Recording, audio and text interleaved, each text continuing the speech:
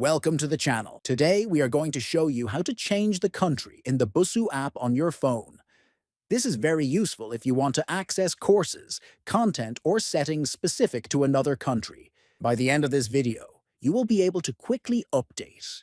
First, open the Busuu app on your phone. Next, click on the profile icon located at the bottom. Then, tap on the three lines icon at the top right corner. After that, find and click on the country option. You will see a list of available countries that you can select from. Scroll through the list, if needed, to find the country you want to switch to. Finally, choose your desired country from the list. Once selected, the app will update your settings and display content relevant to that country.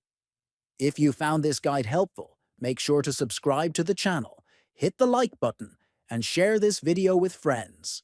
Thanks for watching, and stay tuned for more tutorials.